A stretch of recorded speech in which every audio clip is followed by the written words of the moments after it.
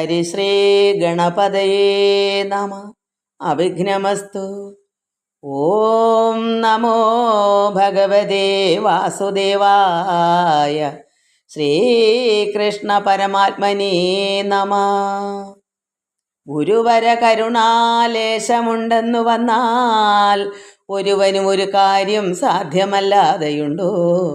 പരമിതിലൊരു ദൈവം മറ്റെനിക്കില്ല പാർത്താൽ പരമശിവനതാം ആചാര്യനെ കൈതൊഴുന്നീൻ.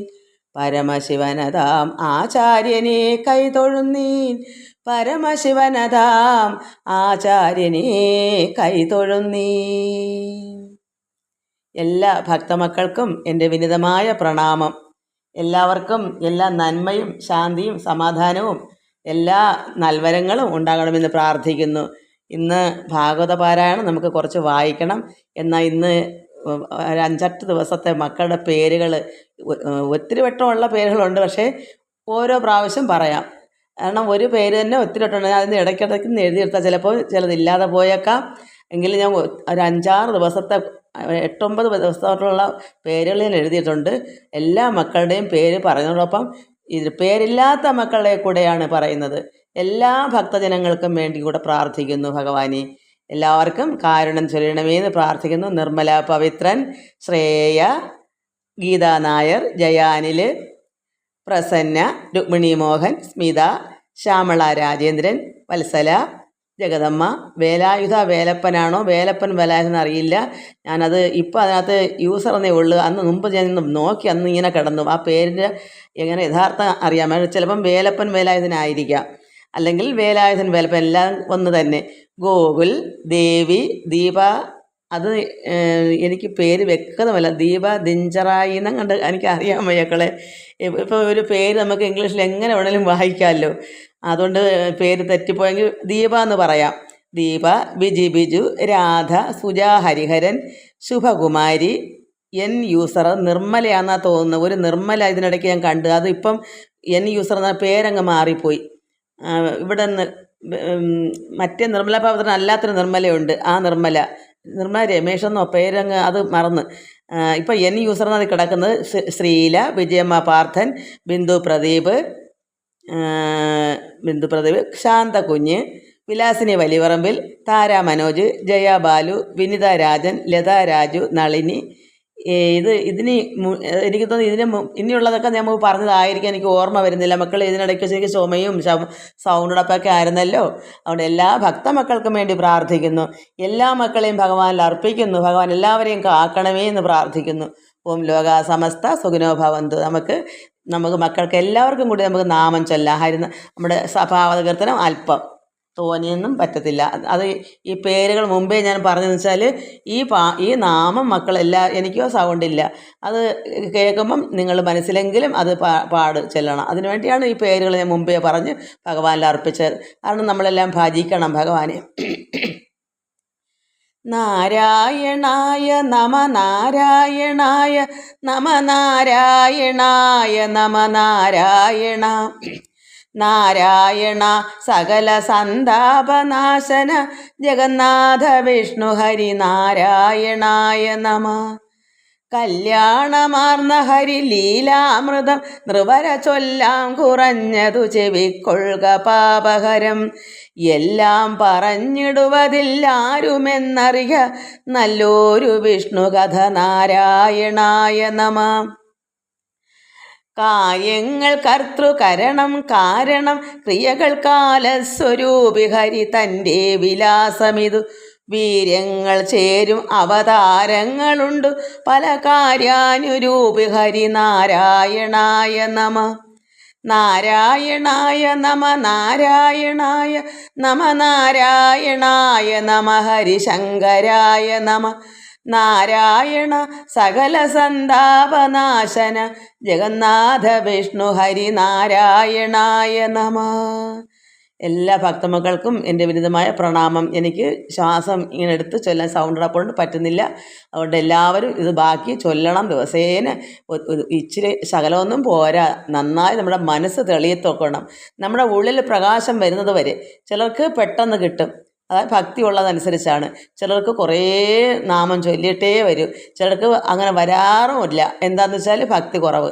അതുകൊണ്ട് നമ്മൾ ഭക്തിയായിട്ട് പ്രാർത്ഥിക്കുക, ഭഗവാനെ അഭയം പ്രാപിക്കുക. എല്ലാവർക്കും നമസ്കാരം. നമുക്ക് ഭാഗവത പാരായണം, അതായത് കഴിഞ്ഞ തവണ നമ്മൾ യയാതി ചരിതമാണ് വായിച്ചുകൊണ്ടിരുന്നത്. അതിൻ്റെ ബാക്കി അല്പം കൂടെ ചൊല്ലാം മക്കളെ. അതല്ല വേറെ, അതങ്ങ് തീർന്ന്. നമുക്ക് ശകുന്തളോ ഉപാഖ്യാനമാണ്.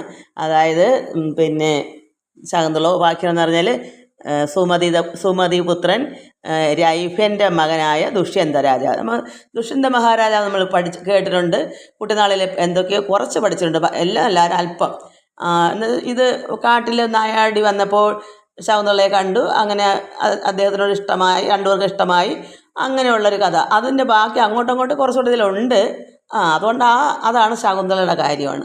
അത് നമ്മൾ പല പല കഥകളിലൊക്കെ ഇങ്ങനെ കേട്ടിട്ടുണ്ടല്ലോ, അത്ര തന്നെ. അത് നമുക്ക് അല്പം വായിക്കാം. ശകുന്തളോ ഉപാഖ്യാനം. ഓം നമോ ഭഗവതി വാസുദേവായ ശ്രീകൃഷ്ണ പരമാത്മനി നമ. എല്ലാവരും ഇത് ശ്രദ്ധിച്ച് കേട്ടുക. എനിക്കാണെങ്കിൽ സൗണ്ട് അടപ്പുണ്ട്, എടുത്തെടുത്ത് പറഞ്ഞു തരാനൊന്നും വെക്കുന്നില്ല. ഇന്നലെ അത് തോനെ നേരെ ഇത് പറയുന്നതുകൊണ്ടാണ് രാമായണം. സുമതിപുത്രൻ രൈഭ്യൻ തൽ സുതൻ ദുഷ്യന്തനും. അത് രൈഭ്യൻ്റെ മകനാണ് ദുഷ്യന്തൻ. അതായത് സുമതിയുടെ പുത്രൻ രൈഭ്യൻ, അദ്ദേഹത്തിൻ്റെ പുത്രൻ ദുഷ്യന്തൻ, ഈ രാജാവ്. അമിത ബലൻ അവൻ നായാടി നടക്കുമ്പോൾ അമിത ബലവാനാണ്. അങ്ങനെ നായാട്ടിന് പോയപ്പോൾ കണ്വ താപസാശ്രമം, തപസ്, അതായത് താപസൻ്റെ മഹർഷിയുടെ താപസാശ്രമം, തപസ് ചെയ്യുന്ന ആശ്രമം. പുക്കൊരു നേരം തത്ര പൂർണേന്ദുമുഖിയായ കന്യയെ കണ്ടിടിനാൻ. കണ്വതാപസാശ്രമത്തിൽ ചെന്നപ്പോൾ ഈ ദുഷ്യന്തനിങ്ങനെ നായാടി നടന്നു വന്നപ്പോൾ അവിടെ ചെന്നപ്പോൾ അവിടെ ഒരു പൂർണേന്ദുമുഖിയായ കന്യകയെ കണ്ടു. കന്യ വെച്ചാൽ കുട്ടി, ഇന്ദുമുഖിയാണ്. അത് ചന്ദ്രനെ പോലെ സുന്ദരി, സാക്ഷാൽ ഇന്ദിരാദേവി എന്ന് അതുപോലെ കണ്ടു. ഇന്ദിരാദേവിയെ പോലെ ഇരിക്കുന്ന അതുപോലെ കണ്ടു. സൂക്ഷ്മ മാനസ നൃപൻ ചോദിച്ചാൻ മധുരമായി. ഈ രാജാവ് ചോദിച്ചു സന്തോഷത്തോടെ മധുരമായി, ആരു നീ മനോഹരേ താതനാരടോ തവ ചാരുലോചനേ വനവാസമെന്തഹോ തവ. നിന്നെ കണ്ടതുമൂലം എന്നുടെ നേത്രങ്ങൾക്കു, രാജാവിൻ്റെ നേത്രങ്ങൾക്ക് ഈ കുട്ടിയെ കണ്ടപ്പോൾ വന്നിതു സാഫല്യവും ചിത്തസൗഖ്യവും വന്നു. മനസ്സിന് സന്തോഷം വന്നു, കണ്ണിനും സാഫല്യം ഉണ്ടായി. സുന്ദരിയായ ഈ ലക്ഷ്മിയെ പോലെ ഇരിക്കുന്ന, ലക്ഷ്മി ദേവിയാണെന്ന് തോന്നുന്ന കണക്ക് ഇരിക്കുന്ന കുട്ടിയെ കണ്ടപ്പോൾ എന്നുടെ ചിത്തം തന്നിൽ ആഗ്രഹമുണ്ടാകയാൽ കന്യേ നീ രാജപുത്രി എന്നത് ഉറച്ചേൻ ഞാൻ. എൻ്റെ മനസ്സ് നിന്നിലേക്ക് ആകർഷിച്ചത് കൊണ്ട് നീ രാജപുത്രി എന്ന് ഞാൻ മനസ്സിലാക്കുന്നു. പൗരവരുടെ അർഹതയില്ലാത്ത ചിത്തം, ഈ പൗരവന്മാർ അത്രമാത്രം രാജാക്കന്മാർക്കൊരു പ്രത്യേകതയുള്ള മനുഷ്യരാണല്ലോ, രാജകുമാരന്മാരില്ലേ, അവരുടെ മനസ്സ് അർഹതയില്ലാത്തൊരു സ്ത്രീ എടുക്കലിട്ട് പോകത്തില്ല, ഒരു കന്യടുത്ത് പോകത്തില്ല. അതുകൊണ്ട് പൗരവരുടെ ചിത്തം അർഹതയില്ലാത്തൊരു നാരീമണിമാർകളിൽ ചെല്ലുകയില്ല. നൂനം മറ്റ് സ്ത്രീകളിലേക്ക് മനസ്സ് ഓടത്തില്ല. കാരണം ഉടക്കേണ്ടിടത്തെ ഉടക്കി നിൽക്കൂ. രാജഭാഷിതം കേട്ടു ലജ്ജയാ മുഖം താഴ്ത്തി രാജീവ നേത്ര താനും ചൊല്ലിനാൾ മധുരമായി. മുഖമൊക്കെ താഴ്ത്തി നാണിച്ചിട്ട് പറയുന്നു, സന്തോഷത്തോടെ മധുരമായി പറയുന്നു, വിശ്വമിത്രാത്മജ ഞാൻ മേനക മാതാവല്ലോ, വിശ്വൈക ഗുണനിധേ സത്യമെന്നറിഞ്ഞാലും. രാജശ്രേഷ്ഠ, ഞാൻ എൻ്റെ അമ്മ മേനകയാണ്. ഞാൻ വിശ്വാമിത്ര ആത്മജ, വിശ്വാമിത്രൻ്റെ മകളാണ്. അതായത് എൻ്റെ മാതാവ് മേനകയാണ്, ഇത് സത്യമാണ്. താതനായി വളർക്കയാൽ ഇവിടെ, അതായത് മാതാവ് വെടികയാൽ, അത് ഞാൻ വായിക്കാൻ വിട്ടുപോയി. ഇത് ഞാൻ എൻ്റെ ശ്വാസം വലിക്കുന്ന ഇതും കുലുങ്ങും, വയറ്റിനോട് ഞാൻ ചേർത്തല്ലേ, എനിക്ക് താങ്ങില്ല. അങ്ങനെ വെച്ചേക്കൊണ്ട് ഞാൻ ഒരു ശ്വാസം വലിക്കാൻ പോകണം അനങ്ങും. അപ്പോൾ മറ്റുള്ളവർക്ക് അത് വിറയ്ക്കും, അപ്പോൾ എനിക്ക് വരി തെറ്റിപ്പോവും. അത് ഇങ്ങനെ ദൂരെ പിടിക്കാൻ പറ്റത്തില്ല, ആ കൈക്ക് ഒരു ബലമില്ലാത്ത കൈയാണ്, ഒരു താങ്ങ് കൊടുത്തേക്കാണ് നമ്മുടെ ദേഹത്തോട് ചേർത്ത് വെച്ച് പിടിച്ചേക്കുന്നതുകൊണ്ട് ശ്വാസം എടുക്കുമ്പോഴാണ് ഈ കുലുങ്ങുന്നത്. അത് നാക്കിയാലും കുലുങ്ങും. അതുകൊണ്ട് ഈ കുട്ടിക്ക് മാതാവ് വെടികയാൽ, മാതാവ് ഉപേക്ഷിച്ച് പോയി, വനത്തിലോ മറ്റോ കളഞ്ഞിട്ട് പോയി. മാതാവ് വെടികയാൽ മാമുനി വരൻ കണ്വൻ താതനായി വളർക്കയാൽ ഇവിടെ വാണിയിടുന്നു. ഞാൻ അതുകൊണ്ട് ഇവിടെ കഴിയുന്നു. ആശ്രമത്തിൽ എൻ്റെ പിതാവായി എന്നെ വളർത്തുന്ന വളർത്തച്ഛനാണ് കണ്ണു മഹാമുനി. ശോകങ്ങൾ എനിക്കിപ്പോൾ തീർന്നതോ സകലവും, എൻ്റെ മനസ്സിൻ്റെ വിഷമങ്ങളെല്ലാം തീർന്നു ഇദ്ദേഹത്തിനെ കണ്ടതുകൊണ്ട്, രാജകുമാരനെ. അതുകൊണ്ട് ലോകസുന്ദര നിന്നെ ഞാനിതാ വരിക്കുന്നേൻ, നിന്നെ ഞാനതുകൊണ്ട് സ്വീകരിക്കുന്നു. പൂജയും പരിഗ്രഹിച്ച ആഹാരം അതും ഭുക്കുക രാജശേഖര ഭവാൻ സൗഖ്യമായി വസിച്ചാലും. അതുകൊണ്ട് സൗഖ്യമായി വസിച്ചാൽ ഞാൻ ആഹാരമൊക്കെ തന്ന് അതൊക്കെ കഴിച്ച് സൗഖ്യമായി ഇവിടെ കഴിയൂ.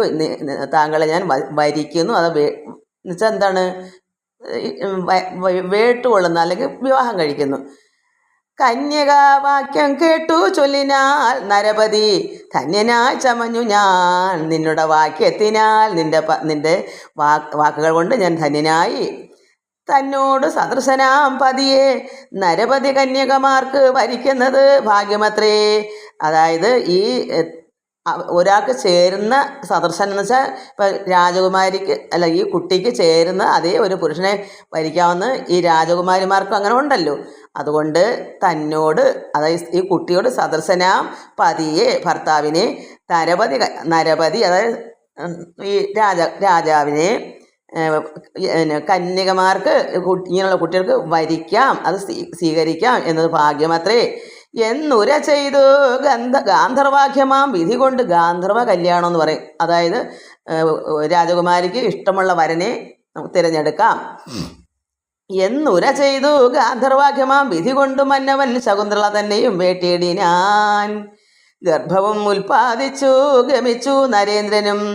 അങ്ങനെ ഒരു കുട്ടിയൊക്കെ ആയി. അപ്പോഴെന്തുവെന്ന് നരേന്ദ്രൻ അത് കഴിഞ്ഞിട്ടൊക്കെ പോയി, അവിടെ നിന്നില്ല. അവരോടൊപ്പം ഒന്ന് താമസിച്ചിട്ട് തന്നെ അദ്ദേഹത്തിൻ്റെ രാജകുടുംബത്തിലേക്ക് പോയി. അത് ഗർഭം ഉൽപ്പാദിച്ച് ഗമിച്ചു. അങ്ങനെ പോയി നരേന്ദ്രനും. അർഭകൻ ജനിച്ചിതു കാലം വന്നൊരു നേരം. അങ്ങനെ വയറ്റിൽ അതിൻ്റെ കാലം വരുമല്ലോ, 9 മാസമോ അങ്ങനെ. അതേ സമയം വന്നപ്പോൾ ഈ കുട്ടി ജനിച്ചു. വീണ്ടും ഇവിടെ ഭൂമിയിലേക്ക് ജനിച്ചു. അങ്ങനെ അർഭകൻ ആ കുട്ടി ജനിച്ചതു കാലം വന്നൊരു നേരം, 9 മാസം കഴിയുമ്പം പ്രസവിക്കാം. പുത്രന് കർമ്മങ്ങളും ചെയ്തതു കണ്ണുമുനി. പിതാവായി വളർത്തച്ഛനാണല്ലോ കണ്ണുമുനി. അതുകൊണ്ട് കുട്ടിക്ക് വേണ്ടുന്ന കർമ്മങ്ങളൊക്കെ ചെയ്തു. പുത്രനും സിംഹങ്ങളെ പിടിച്ചു കെട്ടിയിടിനാൻ. നമ്മൾ സാധാരണ മൃഗങ്ങളെ വളർത്തുന്നത് പോലെ അവർക്ക് അവിടെ കുട്ടിക്ക് പേടിയില്ല സിംഹത്തിനേക്ക്. ആ സിംഹത്തിനോടൊപ്പം പിടിച്ചു കിടച്ചാൽ അവരോടൊപ്പം കളിക്കുന്ന ഈ കുട്ടി. ഇതെല്ലാം ആര് കണ്ടു ഇങ്ങനെ ചെയ്യുന്നത്? ഇതെത്തരമൊക്കെ കണ്ടു കണ്ണുമുനി എന്ത് ചെയ്തു? ഭൂപതി സമീപത്ത് സത്വരം കുമാരനെ കൊണ്ടുപോയി കാട്ടിയിടിനാൻ. പിതാവായ എന്തുവായാലും പേര് നകുഷൻ അല്ല ദുഷ്യന്തൻ. അപ്പം ഈ ദുഷ്യന്തൻ്റെ അടുക്കലേക്ക് ഒന്ന് കാണിക്കാൻ, കുട്ടിയെ കാണിക്കണ്ടേ? പിതാവ് എവിടെയോ ഉണ്ടല്ലോ. അതുകൊണ്ട് അദ്ദേഹം അന്നേങ്ങ് പോയതാണല്ലോ. അതുകൊണ്ട് മഹാമുനി എന്ത് ചോദിച്ചു? കണ്ണു മഹാമുനി ഈ ഭൂപതി രാജാവിൻ്റെ സമീപത്ത് കൊണ്ടുവന്ന് കുഞ്ഞിനെ കാണിക്കാം. ഇത്തരം കണ്ടിട്ട് മുനി എന്ത് ചെയ്തു? ഭൂപതി സമീപത്ത് സത്വരം കുമാരനെ കൊണ്ടുപോയി കാണിക്കാൻ വാർത്തകൾ ശകുന്തള ചൊന്നത് ദുഷ്യന്തനും ചിത്തത്തിൽ തോന്നായികയാൽ സന്ദേഹിച്ചിരിക്കുമ്പോൾ. അങ്ങനെ കുട്ടിയും തള്ളയും കണ്ണുമഹാമുനിയായിട്ട് രാജാവിനൊക്കെ ചെന്ന് ഇതൊക്കെ കാര്യങ്ങളെല്ലാം പറഞ്ഞു. പക്ഷേ ചിത്തത്തിൽ തോന്നിയില്ല. അദ്ദേഹത്തിന് മാനസികമായിട്ട് ഇത് മറന്നുപോയി. ചിത്തവിഭ്രമം കണ്ടുകൊണ്ട് ചിത്തത്തിൽ ഈ വാർത്ത എല്ലാം ഈ രാജാവ് കേട്ടിട്ട് ചിത്തത്തിൽ തോന്നാകയാൽ അദ്ദേഹത്തിന് അത് ഒരു തോന്നലും ഉണ്ടാകുന്നില്ല. അങ്ങനെ ചിന്തയേ ഓർമ്മയില്ല. തോന്നാകയാൽ സന്ദേഹിച്ചിരിക്കുമ്പോൾ. അങ്ങനെ അദ്ദേഹം വിഷമിച്ചിരിക്കുക, ഒരു ഓർമ്മയില്ലല്ലോ, സംശയിച്ചിങ്ങനെ ഇരിക്കുക, ശരിയാണോ? അപ്പോൾ ഒരു അശരീരി വാക്യം കേൾക്കായത് അശരീരി വാക്യവും നരപതേ പോഷ്കല്ല ശകുന്തള ചൊന്നത് സത്യമത്രേ. അപ്പോൾ അശരീരി പറയുന്നു, നരപതേ രാജാവേ ഇത് കള്ളമല്ല, ശകുന്തള ചൊന്നത് പരമാർത്ഥമാണ്. നിന്നുടെ പുത്രൻ ഇവൻ ഇല്ല സംശയമേ, ഇത് നിങ്ങളുടെ പുത്രനാണ് ഇവൻ, അതിനൊരു സംശയവും ഇല്ല എന്ന് കേട്ടപ്പോൾ നിർവനൊക്കെ ഉള്ളിൽ തോന്നി. പുത്രനെ പരിഗ്രഹിച്ച ആസ്തയാ കാന്തയോടും എത്രയും സുഖം പൂണ്ടു വാണിതു ചിരകാലം. അങ്ങനെ അപ്പോൾ അദ്ദേഹത്തിന് എല്ലാം ഓർമ്മ വന്നു. അവരുമായിട്ട് ഒരുപാട് നാൾ ഇങ്ങനെ കഴിഞ്ഞു. എന്നിട്ടോ പുത്രനാം ഭരതനു രാജ്യവും നൽകി. ഭരതൻ എന്നാണ് പേര് കുട്ടിക്ക്. അപ്പോൾ ഒരുപാട് നാളങ്ങനെ കഴിഞ്ഞപ്പോൾ പിതാവ് വയസ്സായപ്പോൾ എന്ത് വന്നു? ഭരതന്, അതായത് ഈ മകന് രാജ്യവും നൽകി നൃപൻ. എന്നിട്ടോ ഉത്തമനായ ഇദ്ദേഹം എന്ത് ചെയ്ത്? ഈ കുട്ടിക്ക് രാജ്യം കൊണ്ടിട്ട് ഉത്തമൻ തപം ചെയ്തു നാഗലോകം പൂക്കാൻ. അതായത് അദ്ദേഹം ഇങ്ങനെ തപസ്സിരുന്നു. മക്കൾക്കൊക്കെ ഇത് രാജ്യമൊക്കെ വിട്ടുകൊടുത്തിട്ട് ഭരണം അവരെ ഏൽപ്പിച്ചിട്ട് പിതാക്കന്മാർ തപസ് ചെയ്തിട്ട് ദേവലോകം പോകും. അതായത് ഈശ്വരനെ ധ്യാനിച്ച് അവരുടെ അത് അവസാനം ഭഗവാനിലേക്ക് അങ്ങ് ഈ ലോകത്തിൽ നിന്നും വരും ലോകത്തിലേക്ക് പോകും. നാഗലോകം സ്വർഗലോകത്തേക്ക് പോയി. ചക്രപാണി തന്നെ അംശകലയാ ഭരതനും. അതായത് വിഷ്ണു ഭഗവാനാണ് ചക്രപാണി. ചക്രം ആയുധമായുള്ളവൻ, ചക്രം കയ്യിൽ, പാണി കയ്യിൽ. അതായത് സുദർശന ചക്രം കയ്യിലുണ്ടെങ്കിൽ ഭഗവാൻ മഹാവിഷ്ണുവിനെ ചക്രപാണി എന്ന് പറയും. അപ്പോൾ ഈ ചക്രപാണി തന്നെ അംശകലയാ. അപ്പോൾ ഭഗവാന്റെ അംശമാണ് ഈ ഭരതൻ. അതുകൊണ്ട് ചക്രപാണി തന്നെ അംശകലയാ ഭരതനും. ചക്രവർത്തിത്വം ലഭിച്ചത് എത്രയും വിളങ്ങിനാൻ. അപ്പോൾ ഭഗവാന്റെ ഒരു അംശമാണല്ലോ ഈ ഭരതൻ. അപ്പോൾ അതുകൊണ്ട് ചക്രവർത്തിത്വം അദ്ദേഹത്തിന് എങ്ങനെ കിട്ടി? രാജാവ് കൊടുത്തു. അദ്ദേഹം അത്രമാത്രം, ഈ ഭരതൻ അത്രമാത്രം നല്ലൊരു ജനനമായതുകൊണ്ട് നല്ല വിളങ്ങുകയും ചെയ്തു. രാജാവെന്ന് പറയാൻ വെറും രാജാവല്ല, വിളങ്ങിനാൻ. അത് എത്രയും വിളങ്ങും. കാരണം പരമാത്മാവ് ഉള്ളിലുണ്ടല്ലോ, അംശകലയുണ്ടല്ലോ ഭഗവാന്റെ. അതുകൊണ്ട് ദക്ഷിണ ഹസ്തതലേ ചക്രരേഖയുമുണ്ട്. അങ്ങ് അക്ഷികൾ പത്മം പോലെ രേഖകൾ പദദ്വയെ. അപ്പോൾ പാദത്തിൽ പത്മമുണ്ട്. വലത്തെ കൈ, പുരുഷന് വലത്തെ കൈയാണല്ലോ ദക്ഷിണ ഹസ്തം, ദക്ഷിണ കൈയിൽ ചക്രരേഖയുമുണ്ട്. അതായത് ചക്രരേഖ എന്താ? ഈ സുദർശന ചക്രത്തിന് രേഖ അതുണ്ടെങ്കിൽ രാജാവായി വാഴാൻ, ചക്രവർത്തിയായി കഴിയുക എന്നുള്ളതാണ് ആ രേഖ. അപ്പോൾ അവിടെ ആ രേഖയുണ്ട്. ചക്രപാണിയുടെ ആണല്ലോ അത്, ഭഗവാൻ മഹാവിഷ്ണുവിൻ്റെ ആണല്ലോ. അപ്പോൾ ആ അംശമാണെന്ന് അത് മനസ്സിലാക്കണം. നമ്മുടെ ആരുടെയെങ്കിലും കയ്യിൽ ഭഗവാന്റെ രേഖകൾ, അതായത് മത്സ്യരേഖയോ, ഭഗവാൻ മത്സ്യമായിട്ട് അവതരിച്ചോ മത്സ്യരേഖയോ താമരയോ, പിന്നെ ഭഗവാന്റെ ചിഹ്നം എന്തെങ്കിലും നമ്മുടെ കയ്യിൽ അതായത് ശംഖ്, ചക്രം, ഇതൊക്കെ നമ്മളുടെ കയ്യിലുണ്ടെങ്കിൽ ഭഗവാന്റെ അംശമാണെന്ന് നമ്മൾ മനസ്സിലാക്കണം. ആർക്കെങ്കിലും ഒരു രേഖയിലുണ്ടെങ്കിൽ അല്പം അംശം, ഭഗവാന്റെ അംശം ഉണ്ടെങ്കിലേ അത് കിട്ടുള്ളൂ.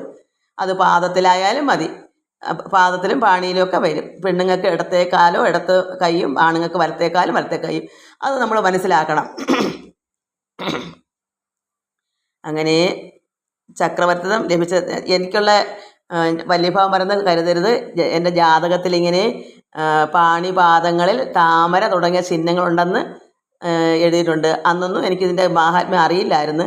ഞാൻ ഒത്തിരി 10-40 വയസ്സൊക്കെ ആയപ്പോൾ ഇങ്ങനെ ഞാനിത് കയ്യിൽ ഒരു എന്തെങ്കിലും അതൊന്നും പറഞ്ഞിടാത്ത കാര്യമായിരിക്കും. അതുകൊണ്ട് നമുക്ക് മനസ്സിലാക്കണം, ഇങ്ങനെയുള്ള രേഖകളൊക്കെ നമുക്ക് എവിടെയെങ്കിലുമൊക്കെ ഉണ്ടെങ്കിൽ ഭഗവാന്റെ സ്നേഹവും ഒക്കെ നമ്മളിൽ വരും. അതിനുവേണ്ടി നമ്മൾ പ്രയത്നിക്കണം. വെറുതെ ഇരുന്നാൽ കിട്ടത്തില്ല. അങ്ങനെ ഉണ്ടെങ്കിൽ നമ്മൾ അതിനുവേണ്ടി തയ്യാറെടുക്കണം, ഈശ്വരൻ്റെ കൃപ നമ്മളിലേക്ക് വരുത്താൻ. കാരണം ഈശ്വരാംശം ഉണ്ടെന്ന് നമ്മൾ വ്യക്തമാക്കിയാൽ ഭഗവാൻ പോലും കൃഷ്ണനുമൊക്കെ ഗുരുകുലത്തിൽ പോയി അഭ്യസിച്ചിട്ട്, അതുപോലെ നമ്മളും അങ്ങനെ ഉണ്ട്. അന്ന് വെറുതെ ഇരുന്നാൽ ഇതൊന്നും കിട്ടത്തില്ല. നമ്മൾ അതിനു വേണ്ടി പ്രയത്നിക്കണം. അങ്ങനെ നമുക്ക് അതെല്ലാം വരുത്തുന്നത് നമ്മൾ ഉണ്ടാക്കി എടുക്കണം. അതുകൊണ്ട് നമുക്കങ്ങനെ രേഖ എവിടെയെങ്കിലും ആരെങ്കിലും കാണുന്നുണ്ടെങ്കിൽ നിങ്ങൾ വിചാരിച്ചോളൂ, നിങ്ങൾ ഭഗവാന്റെ അംശമുണ്ട്. അതുകൊണ്ട് നമ്മൾ നല്ല നല്ല ഇങ്ങനെയുള്ള ഗ്രന്ഥങ്ങൾ വായിക്കുകയും ഇങ്ങനെ പറയുന്ന കേൾക്കുകയും ഒക്കെ ചെയ്യുമ്പോൾ മംഗളം ഉണ്ടാവും, ഭഗവാന്റെ അനുഗ്രഹം ഉണ്ടാകും, തീർച്ചയായും കൃപയുണ്ടാവുമെന്ന് മനസ്സിലാക്കുക. അദ്ദേഹം പറഞ്ഞു തരാറുണ്ട്, നിങ്ങൾ ശ്രദ്ധിക്കരുത്. അതുകൊണ്ട് ഞാൻ പറഞ്ഞുള്ളതേ ഉള്ളൂ. എനിക്കിതിനെപ്പറ്റിയൊന്നും അറിയത്തില്ല. ഞാൻ എൻ്റെ അനുഭവം കൊണ്ട് ഞാൻ മനസ്സിലാക്കുന്നു. കാരണം ജാതകത്തിലൊക്കെ ഇങ്ങനെ കിടന്നാലൊന്നും നമുക്ക് അറിയത്തില്ല. ഇങ്ങനെ അതൊക്കെ അങ്ങനെ. പക്ഷേ ഇത് ഭാഗവതമൊക്കെ ഇങ്ങനെ വായിച്ചും പറഞ്ഞും വന്നപ്പോൾ അത് ശരിയാണ് എന്ന് നമ്മൾ ചിന്തിക്കുന്നു. അത്രയേ ഉള്ളൂ. അതുകൊണ്ട് ദക്ഷിണഹസ്തതലേ ചക്രരേഖയും ഉണ്ടങ്ങാക്ഷികൾ പത്മം പോലെ രേഖകൾ പദദ്വയെ കാലിലുകൊണ്ട് വൈരാജസ്ഥാനത്ത് അഭിഷിക്തനാം ഭരതനും പാരാത വാജ്യമേധ 50 5 ചെയ്തു. അങ്ങനെ ഈ പിന്നെ പേരെന്തുവാ ഭരതൻ എന്ത് ചെയ്തു? അത് അശ്വമേധയാഗമൊക്കെ 50 5 55 എന്നാണ് അതിനർത്ഥം. ഇതിങ്ങനെ ചേരുന്ന കണക്ക് എഴുതണമെങ്കിൽ, അല്ലെ 55 എന്ന് പറയുമ്പോൾ അതിന് അതിനൊക്കെ ഇത്ര അക്ഷരങ്ങൾ വരണമെന്ന് ഒരു വരിയിൽ. അതുകൊണ്ട് അവരങ്ങനെയൊക്കെ ചെയ്തെഴുതുന്നത്. പാരാത വാരിമേധം 50 5 ചെയ്തു. ദിക്കുകൾ ജയിച്ചാശു ദുഷ്ടന്മാരെയൊക്കെ കൊന്നു. അത്ര നല്ല ഭഗവാന്റെ അനുഗ്രഹമുള്ള, ചക്രപാണിയുടെ അനുഗ്രഹമല്ല ഉള്ളൊരു രാജാവായതുകൊണ്ട് ഈ ഭരതൻ എന്തോന്ന് ദിക്കുകൾ എല്ലാ ദിക്കിലും പോയി ജയിച്ചു യുദ്ധത്തിലൊക്കെ. എന്നിട്ടോ ദുഷ്ടന്മാരെയൊക്കെ കൊന്നു. ദുഷ്ടന്മാരെ കൊള്ളണമെങ്കിൽ എന്താ വരുന്നത്? അത്രമാത്രം കൃപ ഭഗവാനിൽ വന്നാലേ ദുഷ്ടനെ നിഗ്രഹിക്കാൻ പറ്റുള്ളൂ. സൽക്കർമ്മങ്ങളും പിന്നെ ചെയ്തത് അസംഖ്യമായി കണക്കില്ലാത്തത്തോളം നല്ല സൽക്കർമ്മങ്ങളും ചെയ്തു. ശൗര്യ ഔദാര്യാദി ഗുണങ്ങൾ, ശൗര്യമൊക്കെ ഉള്ള ഔദാര്യാദി ഗുണങ്ങളും ബഹുമനോധൈര്യവും ഗാംഭീര്യവും ക്ഷമയും കരുണയും വിത്തവും എന്നു വേണ്ട സകല ഗുണങ്ങളും. അപ്പോൾ പരമാത്മാവിൻ്റെ അംശം വരുമ്പോൾ എന്ത് വരും? നമുക്ക് വീര്യശൗര്യ ഔദാര്യം ഉണ്ടാവും, ബഹുമനോധൈര്യം ഉണ്ടാകും, മനസ്സിന് ധൈര്യം ഉണ്ടാകും. ആരുടെ മുമ്പിൽ എന്തും നമുക്ക് പറയാനുള്ള ഒരു ഗാംഭീര്യം, അവിടെ പതറത്തില്ല. എന്തും നമുക്ക് അറിഞ്ഞൂടെങ്കിൽ പോലും അവിടെ പറയാനുള്ളൊരു തൻ്റെ ഇടം ഉണ്ടാവാതെ എവിടെ നിന്ന് വരുന്ന ഈശ്വരങ്ങളിൽ നിന്ന് വരുന്ന അത് ആ ശരീരത്തിൽ പരമാത്മാവിൻ്റെ ശക്തി വരുന്നത് എന്താ? ഈശ്വരാംശം, ഈശ്വരക്കല അല്പമെങ്കിലും ഉണ്ടെങ്കിലേ അതങ്ങനെ സംഭവിക്കും. അതുകൊണ്ട് അങ്ങനെയുള്ളവർ നിങ്ങൾ മനസ്സിലാക്കൂ, അവർക്ക് ധൈര്യം ഉണ്ടാവുന്നത് മനധൈര്യം. ഏത് 90-ാം ഭാഗത്തിൽ ഒരു ധൈര്യം ഉണ്ടാകും. എൻ്റെ അമ്മയ്ക്കൊക്കെ അങ്ങനെ ഉണ്ടായിരുന്നു. ഒന്നുകൊണ്ടും അമ്മയ്ക്ക് വിഷമോ ഭയമോ ഇല്ല. കാരണം മരണം പോലും ആരെയും അറിയിച്ച് അമ്മയ്ക്ക് രാവിലെ അറിയാം മരണം ഉണ്ടെന്ന്. അമ്മ തന്നെ അതിന് വേണ്ടത് തയ്യാറൊക്കെ എടുക്കുക. അങ്ങനെയുള്ളൊരു ധൈര്യശാലിയായിരുന്നു. മക്കളെ അറിയിച്ചാൽ മക്കൾ കരയുമെന്ന് ഓർത്ത് അച്ഛൻ കൊടുത്ത പാഠം. അതുകൊണ്ട് അച്ഛൻ അങ്ങനെയായിരുന്നു. മക്കളെയൊക്കെ വേറെ അന്ന് കുട്ടികളായതുകൊണ്ട്, അന്ന് ഇപ്പോഴൊക്കെ ആണെങ്കിൽ അമ്മ അത് അങ്ങനെ ശ്രദ്ധിക്കേണ്ടതായിരുന്നു. പറഞ്ഞെന്നാൽ ഞാനത് മനസ്സിലാക്കിയാണ്. പക്ഷേ അറിയാതെ ഞാൻ കൂടെ നിൽക്കുമ്പം തന്നെയാണ് ഇതൊക്കെ സംഭവിക്കുന്നത്. അപ്പോൾ പിന്നെ അത് രഹസ്യമായിട്ട് അതങ്ങനെ ഇരിക്കട്ടെ അമ്മയും കരുതി കാണും.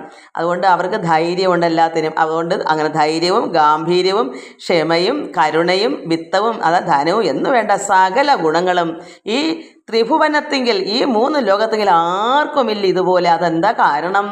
ഭഗവാന്റെ കൃപയുള്ളതുകൊണ്ട്. ഭഗവാൻ കൂടെ ഉണ്ട്, അംശകലയുണ്ട്, ഭഗവാന്റെ അംശം അതിലുണ്ട്. അതുകൊണ്ടാണ്. അപ്പോൾ അവർ ഈശ്വരാരാധന കൂടിക്കൂടി വരുമ്പോൾ ഭഗവാന്റെ കൃപയും വർദ്ധിച്ചുകൊണ്ടേ വരും. അല്ലെങ്കിൽ ആ ഭഗവാനെ അറിഞ്ഞില്ലെങ്കിൽ ഒരു സ്ഥലത്ത് മങ്ങി ചത്തതിനൊക്കമേ ജീവിച്ചിരിക്കും. എന്താ ചത്തതിനൊക്കമേ? നമ്മൾ ജീവിച്ചിരിക്കുന്നു, പക്ഷേ നമ്മളെ ഉള്ളത്തിൽ വെളിവില്ല, അതായത് പ്രകാശമില്ല. മരിച്ചതിന് തുല്യം തന്നെയാണ്. നമ്മൾക്ക് ഉണർവ് വേണമെങ്കിൽ നമ്മൾ ഭഗവാനെ ആരാധിച്ച് നമ്മുടെ ഈശ്വരൻ നമ്മുടെ ഉള്ളിലാക്കുമ്പോഴാണ് നമുക്ക് പ്രകാശം ഉണ്ടാകുന്നത്. അപ്പോഴാണ് നമുക്ക് ഉണർവുണ്ടാകുന്നത്. അപ്പോഴാണ് നമ്മൾ ജീവിച്ചിരിക്കുന്നതിന് അർത്ഥം ഉണ്ടാകുന്നത്. അല്ലെങ്കിൽ നമ്മൾ അതായത് ജീവനില്ലാത്ത ശവം പോലെയാണ് നമ്മുടെ ഇരിപ്പിടം ഉണ്ടാകും. കാരണം ഈശ്വരൻ ഉള്ളിലില്ലല്ലോ. എന്താ കാരണം? ഈശ്വരാംശം ഉണ്ടെന്ന് കരുതിയിട്ട് ഭഗവാനെ ഉള്ളിലാക്കാൻ ശ്രമിക്കണം. അപ്പോഴാണത് വരുന്നത്. അപ്പോൾ ഈ ത്രിഭുവനത്തെങ്കിൽ ആർക്കുമില്ല ഇതുപോലെ ഭരതനെ പോലെ. പണ്ടാരും ഇതുപോലെ ഉണ്ടായിട്ടില്ല, പുനരുണ്ടാകയില്ല എന്നും ചൊല്ലിടാം അസംശയം. ഒരു സംശയവും വേണ്ട.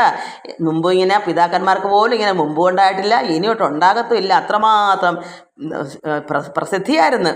അതുകൊണ്ട് പുനരുണ്ടാകയില്ലെന്നും ചൊല്ലിടാം അസംശയം. ഭരത നരപതി ചെയ്തതിൻ വില ചൊൽവാൻ, ഇദ്ദേഹം ചെയ്ത ഗുണത്തിൻ്റെ എല്ലാം വില പറയാൻ പരിചോട് ഒരു നൃപൻ കരുതിയിടുകിൽ അവൻ. ആർക്കെങ്കിലും ഇതിന് വില പറയാൻ പറ്റുമെങ്കിൽ അവൻ കൈകൊണ്ട് തുഴഞ്ഞ് നാഗലോകത്ത് പോകാൻ വൈകാതെ കൊതിച്ചിടുമില്ല സംശയമേതും. അങ്ങനെയൊക്കെ ഇതിൽ പറയുന്ന ആരും ഇതിന് വിലമതിക്കാൻ പറ്റുകയില്ല. അത് അങ്ങനെ ഉണ്ടെങ്കിൽ അവൻ ഇങ്ങനെ കൊതിച്ച് നാഗലോകത്ത് പോകാനുള്ള കൊതിയുണ്ടാകും. അതിനൊരു സംശയം വേണ്ട. മന്നവൻ ഭരതന് പത്നിമാർ 3 പത്നിമാരുണ്ട്. നന്ദനന്മാരും ഉണ്ടായി വന്നതു കാലാന്തരേ. പത്നിമാർക്ക് മക്കളും ഉണ്ടായി വന്നു. കാലം കഴിയുന്തോറും പുത്രന്മാർ നമുക്ക് അനുരൂപന്മാരല്ലെന്നത് ചിത്തത്തിൽ ഭരതന് ഉറച്ചത് അറിയയാൽ. അതായത് ഭരതൻ്റെ 3 ഭാര്യമാരിലും കൂടി മക്കളുണ്ടെങ്കിലും പക്ഷേ കുട്ടികൾ അനുരൂപനല്ല. എന്താ? രാജാവിൻ്റെ സ്വഭാവത്തിന് ഒത്തു നിൽക്കുന്ന കുട്ടികളല്ല. അതുകൊണ്ടാണ് ഇനിയോട്ട് ഉണ്ടാകാനും പോകുന്നില്ല. ഇനി മുമ്പ് ഉണ്ടായിട്ടില്ലെന്ന് പറഞ്ഞാൽ അത്രത്തോളം മാഹാത്മ്യം ഭരതനുണ്ട്. അപ്പോൾ അതുപോലെ ഒരു കുട്ടി ആവണമെന്നില്ലല്ലോ. അതുകൊണ്ട് അദ്ദേഹത്തിന് താല്പര്യം അതിൽ വളരെ കുറവാണെന്ന് ഈ സ്ത്രീകൾ ഭാര്യമാരങ്ങ് ചിന്തിച്ചു. അതുകൊണ്ട് പുത്രന്മാർ നമുക്ക് അനുരൂപന്മാരല്ലെന്നത് ചിത്തത്തിൽ ഭരതന് ഉറച്ചതറിയയാൽ. അപ്പോൾ ഭരതൻ, പിതാവായ രാജാവായ ഭരതൻ കുഞ്ഞുങ്ങളുടെ കാര്യം ഓർത്തപ്പോൾ ഇത് നമുക്ക് പറ്റിയ കുട്ടികളല്ലല്ലോ എന്ന് ഇങ്ങനെ ഉള്ളിൽ ഇങ്ങനെ മനസ്സിലാക്കുന്നു എന്ന് ഭാര്യമാർ മനസ്സിലാക്കിക്കൊണ്ട് ഭാര്യമാർ ആത്മത്യാഗശങ്കയാ പുത്രന്മാരെ കാര്യമില്ലാതെ വധിച്ചിടിനാരഹോ. കഷ്ടം. അതായത് ഇങ്ങനെ വന്നാൽ ഭാര്യമാരെ ഉപേക്ഷിക്കും, ത്യജിക്കും. ആ ഒരു ശങ്ക കാരണം, അങ്ങനൊരു വിഷമം കൊണ്ട് ഈ പുത്രന്മാരെ ഈ സ്ത്രീകളങ്ങ് വധിച്ചു. ഈ രാജാവ് ചിലപ്പോൾ ഞങ്ങളുടെ ഈ കുഞ്ഞുങ്ങളുടെ പ്രവൃത്തി കണ്ടിട്ട് ഇഷ്ടപ്പെടാത്തത് കൊണ്ട് ഈ ഭാര്യമാരെ ഉപേക്ഷിച്ചാലോ എന്ന് കരുതി 3 പേരുടെ തീരുമാനിച്ചിട്ട് 3 പേരിൽ നിന്നും കുഞ്ഞുങ്ങളെയൊക്കെ അവർ കൊന്നു കളഞ്ഞു. ഇങ്ങനെയുള്ള കുഞ്ഞുങ്ങൾ മേലിട്ടുണ്ടായാൽ ഇദ്ദേഹം ഈ ഭാര്യമാരെ ഉപേക്ഷിക്കും, ത്യജിക്കും എന്ന് കരുതി ഭയന്നിട്ട് അവർക്ക് രാജാവിനോട് എപ്പോഴും വാഴണം. അതിനുവേണ്ടി സ്ത്രീകൾ എന്ത് ചെയ്തു? കുഞ്ഞിനെയൊക്കെ കൊന്നുകളഞ്ഞു. കഷ്ടം. പാർത്ഥിവൻ ദുഃഖം പൂണ്ട് പുത്രാർത്ഥം ദേവന്മാരെ പ്രാർത്ഥിച്ചു മരിൽ സോമയജ്ഞവും ആരംഭിച്ചു. അയാൾക്ക് വിഷമമായി രാജാവിന്. ഈ ദുഃഖമായി പുത്രന്മാരില്ലാതെ പോയില്ലയോ, രാജ്യം പാലിക്കാൻ ആൾ വേണ്ടേ. അപ്പോൾ അവർ യജ്ഞം ചെയ്തു. മരിൽ സോമന്മാർ ദേവകളെ ആരാധിച്ച് യജ്ഞം ചെയ്തു. അക്കാലം അഗ്രജൻ്റെ ഭാര്യ മമതയെ മുഖ്യനാം ബൃഹസ്പതി കാമിച്ചു ചെന്ന നേരം. അങ്ങനെ ഇദ്ദേഹം യജ്ഞമൊക്കെ ഇങ്ങനെ ആരംഭിച്ച് എന്തിനാ, കുഞ്ഞുങ്ങൾക്ക് വേണ്ടി. അപ്പോൾ ഒരു കുട്ടിക്ക്, ഒരു പുത്രന് വേണ്ടി ഇങ്ങനെ തപസ് ചെയ്തപ്പോൾ, യജ്ഞങ്ങൾ ആരംഭിച്ചപ്പോൾ, അങ്ങനെ ഇരുന്നപ്പോൾ ഈ ബൃഹസ്പതി എന്ന് പറയുന്ന ഗുരു ഉണ്ടല്ലോ, ദേവഗുരു, ദേവഗുരുവിൻ്റെ ജ്യേഷ്ഠനായ സഹോദരൻ്റെ ഭാര്യ മമതയാണ്. ഈ മമത എന്ത് ചെയ്തു, ബൃഹസ്പതിയുടെ അടുക്കെ കാമിച്ചു ചെന്നവരെ ഈ ബൃഹസ്പതി കാമിച്ചു ചെന്നു. ആര്യ മമത, ബൃഹസ്പതിയുടെ ജ്യേഷ്ഠൻ്റെ ഭാര്യ അടുത്ത് ഇഷ്ടം തോന്നി, കാമം തോന്നി. അങ്ങനെ ചെന്ന നേരം ഗർഭസ്ഥനായുള്ള ബാലകന് വിലക്കിനാൻ. അപ്പോൾ ഈ ഭാര്യ, ഈ ജ്യേഷ്ഠൻ്റെ ഭാര്യയിൽ ജ്യേഷ്ഠൻ്റെ കുഞ്ഞ് ഗർഭത്തിലുണ്ട്. അപ്പോഴെന്ത് പറഞ്ഞു, ഇദ്ദേഹം ഇങ്ങനെ കാമിച്ച് ചെന്നപ്പം കുട്ടി വിലക്കി, ഇങ്ങനെ ചെയ്യരുത്, ഇത് ദോഷകരമാണെന്ന് ആ കുഞ്ഞ് ഉള്ളിൽ കിടന്നുകൊണ്ട് ബൃഹസ്പതിയുടെ അടുത്ത് പറഞ്ഞു, ഇത് ശരിയല്ല. അങ്ങനെ പറഞ്ഞപ്പോൾ ഉദ്ധ്യത കോപാൽ ഗുരു ശപിച്ചാൻ അവനെയും. ആ പൊടി കുഞ്ഞൊന്നും ആയില്ല, ഒരു ഉള്ളിലേക്ക് ആയതേ ഉള്ളൂ. കാരണം അപ്പോഴെന്നെ പാടില്ല എന്ന് ഉത്ബോധം ഉണ്ടാവില്ല. മഹർഷി അല്ലയോ, ഈ ഗുരു അല്ലയോ, അദ്ദേഹത്തിന് മനസ്സിലായി കുഞ്ഞിനത് വിഷമമാണെന്ന്. അപ്പോൾ ഇദ്ദേഹത്തിന് ആഗ്രഹം സാധിക്കണ്ടേ, അതിനുവേണ്ടി അതുമല്ല, അവിടെ ഒരാൾ തപസ് ചെയ്യുക, യജ്ഞം തുടങ്ങുക, ഇയാൾക്ക് കുഞ്ഞിനെ കൊടുക്കണം ദേവകൾ, അങ്ങനെ കൂടെ ഒന്നുണ്ട്. അപ്പോൾ എവിടെയെങ്കിലും കുട്ടിയുണ്ടെങ്കിൽ ഇയാൾ യജ്ഞം ചെയ്യുന്ന എന്തിനാ, ഈ എന്തുപോലെ പേര്, ഭരതൻ ഇങ്ങനെയെല്ലാം പ്രാർത്ഥിക്കുമ്പോൾ ഒരു കുഞ്ഞിനെ കൊടുക്കണ്ടേ ദേവകൾക്ക്. അപ്പോൾ അതിനെല്ലാം കൂടെ വെച്ച്, അല്ല ഇവിടെ ആരും ദോഷം ചെയ്യുന്നില്ല. ഇതെല്ലാം ഒരു കാരണമില്ലാതെ ഒരു കാര്യവും ഉണ്ടാകത്തില്ല, ഒരു കാര്യത്തിനൊരു കാരണവും ഉണ്ടാവണം. അതുകൊണ്ട് ഇവിടെ സംഭവിച്ചു. അതുകൊണ്ട് ആരെയും ആക്ഷേപം പറയണ്ട, നിന്ദിക്കണ്ട. അവിടെ ഗർഭസ്ഥനായ കുഞ്ഞ് വിലക്കി. അപ്പോൾ അദ്ദേഹത്തിന് ദേഷ്യം വന്ന് ഗുരു ശപിച്ചാൻ ഈ കുഞ്ഞിനെ. ഉദ്ധ്യത കോപൽ, അത്രമാത്രം ദേഷിച്ച് ഗുരു കുഞ്ഞിനെ ശപിച്ചു. മമത തന്നെ ഗമിച്ചിടാൻ ബൃഹസ്പതി. അങ്ങനെ ശപിച്ചിട്ട് ഈ മമത വെച്ചാൽ ജ്യേഷ്ഠൻ്റെ ഭാര്യയാണ്.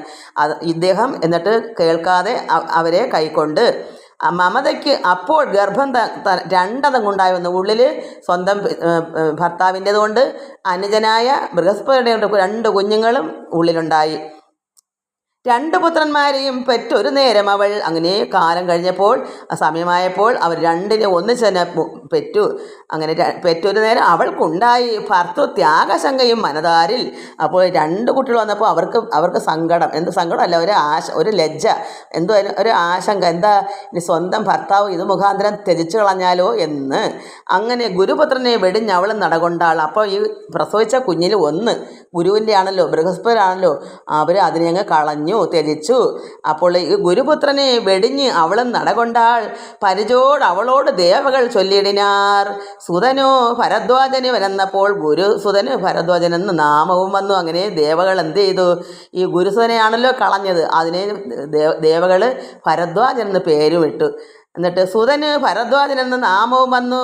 മമത ഇല്ലായകയാൽ, മമത പോയ ശേഷം, മമത ഇല്ലാത്തതുകൊണ്ടാണല്ലോ, അത് മമത എന്നുള്ള എൻ്റെ കുഞ്ഞ് എന്നുള്ളൊരു മമത ഈ സ്ത്രീക്ക് ഇല്ലാത്തതുകൊണ്ടാണല്ലോ ആ മമത അവിടുന്ന് പോയത്, കുഞ്ഞിനെയും കളഞ്ഞിട്ട്. അതുകൊണ്ട് മമത ഇല്ലായകയാൽ, മമത പോയ ശേഷം, മമത എന്നൊരു പേരും കൂടാണ്. അതുകൊണ്ട് ആ സ്ത്രീ, ആ അമ്മ കുഞ്ഞിനെയും കളഞ്ഞിട്ട് പോയ ശേഷം അമൃതാശനന്മാരെടുത്ത് കുമാരനെ, അതായത് ദേവകളെടുത്ത് ഈ കുമാരനെ ഭരത നൃപേന്ദ്രന് പുത്രനായി നൽകിയതിനാൽ ഈ കുഞ്ഞിനെടുത്ത് ആർക്ക് കൊടുത്ത്, ഈ യജ്ഞം ചെയ്തിരിക്കുന്ന ഭരതന് കൊടുത്തു.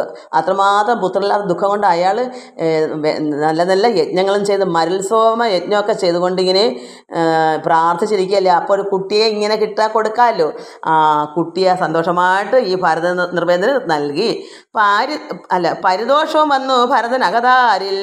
അപ്പോൾ പരിദോഷവും വന്നു ഭരതൻ അകതാരിൽ. വിധത വംശനായ നിന്നുടെ സുതൻ ഇവൻ. വിധതൻ എന്ന് ദേവവൃന്ദവും ചൊല്ലിട്ടു. എന്താ വിധത വംശം, ഒരു കുട്ടികളില്ലാതെ പോയപ്പോൾ അദ്ദേഹം ദുഃഖിച്ചല്ലോ. അപ്പോൾ ഛിന്നമായി പോകുമല്ലോ. നമ്മുടെ ഭവനത്തിൽ ഒരു കുഞ്ഞുങ്ങളില്ല വന്നാൽ ആ ഭവനം, ആ കുടുംബം നശിച്ചു എന്നല്ലേ അർത്ഥം. അതുകൊണ്ട് ഒരു കുട്ടി വേണമല്ലോ. അതിന് വിധത ആയിപ്പോവും ആ രാജ്യം. ആ സമയത്ത് ദുഃഖിച്ചുണ്ടായ കുട്ടിയാണ്, പ്രാർത്ഥന കിട്ട കുട്ടിയാണ്. അതിന് വിധതൻ എന്നും കൂടെ പേരിട്ടു. അപ്പോൾ അതിന് എന്ത് പേരൊക്കെയായി, വിധതനെന്നും പിന്നെ ഭരദ്വാജനെന്നും ഇങ്ങനെ അതിന് പേരായി. അത് ഭരതൻ്റെ കുട്ടിക്ക്. അങ്ങനെ വിധതനെന്ന് ദേവവൃന്ദവും ചൊല്ലിടിനാർ. ഇത്തമങ് 27,000 സംവത്സരം പൃഥ്വി ചക്രവും പരിപാലിച്ചു ഭരതനും. അങ്ങനെ ഈ പിതാവായ രാജാവ് 27,000 സംവത്സരം വാണിട്ട് ചക്രവർത്തിയായി വാണ് പുത്രന് രാജ്യം നൽകിയിട്ട് ചക്രപാണിതൻ പദം പ്രാപിച്ചാൻ എന്ന് കേൾപ്പു. ചക്രപാണിതൻ പദം വെച്ചാൽ ഭഗവാൻ മഹാവിഷ്ണുവിൻ്റെ പദം തന്നെ. അവിടേക്ക് ചെന്നു. ഈ രാജ്യമൊക്കെ 27,000 വത്സരം ഭരിച്ചിട്ട് രാജ്യം പുത്രന് നൽകി. ഭരദ്വാജന്, അതായത് വിദധൻ, 2 പേരുണ്ട് കുട്ടി, ഭരദ്വാജനെന്നും വിദധനെന്നും. അങ്ങനെ രാജാവ് കുട്ടിക്ക് നൽകിയിട്ട് അദ്ദേഹം എന്ത് ചെയ്തു? ഭഗവാനെ പ്രാർത്ഥിച്ച് തപസ്സിരുന്ന് ചക്രപാണിപദം പ്രാപിച്ചു, വിഷ്ണു പദത്തിങ്കിൽ ചേർന്നു. അതാണ് ഇത് ശകുന്തള ഉപാഖ്യാനാണ്. എല്ലാവർക്കും നമസ്കാരം. ഓം ലോകാ സമസ്ത സുഖിനോ ഭവന്തു. ഹരി ഓം ഹരി ഓം ഹരി ഓം.